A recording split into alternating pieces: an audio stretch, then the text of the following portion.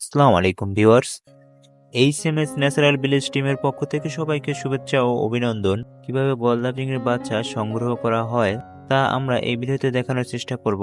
Viewers, আপনারা দেখতে পাচ্ছেন প্রথমে নদীর ভিতরে একটি জাল ফেলা হয়েছে। নদীর ভিতরে বলতে নদীর একবারে সাইড দিয়ে একটি জাল ফেলা হয়েছে। এই জালটি রশি দিয়ে টেনে নদীর এক প্রান্ত থেকে অন্য প্রান্তে নিয়ে যাওয়া হয়।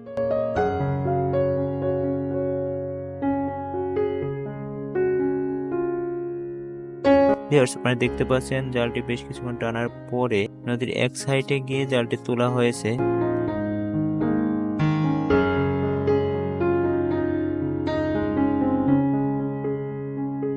এবং জালটি তুলে যে মাছগুলো এবং ময়লাগুলো ছিল ওগুলো একটি বোলের ভিতরে রাখা হয়েছে।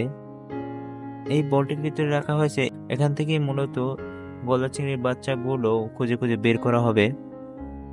ভিউয়ার্স, আপনারা দেখতে পাচ্ছেন খুবই নিখুঁতভাবে গলদা চিংড়ির বাচ্চাগুলো সংগ্রহ করা হচ্ছে।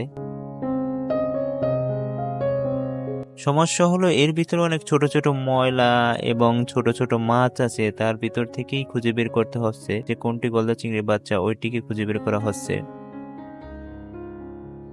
এই কাজগুলো মোটামুটি কষ্টসাধ্য কাজ, কারণ গলদা চিংড়ির কোনটি বাচ্চা ওটি বোঝা খুবই মুশকিল। তাই যারা এই মাছগুলো ধরেন তারা খুবই সতর্কতার সাথে এই মাছগুলো খুঁজে বের করেন।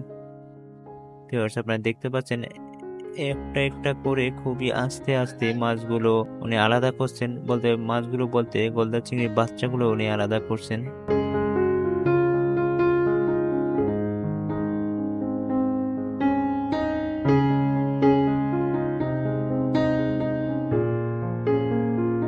ভিউয়ার্স, আপনারা দেখতে পাচ্ছেন এর ভিতরে কি পরিমাণ মাছ, ছোট ছোট চিংড়ি মাছ, কিন্তু এর ভিতর থেকেই বের করতে হবে কোনটি গলদা চিংড়ির বাচ্চা এবং কোনটি নর্মাল চিংড়ি।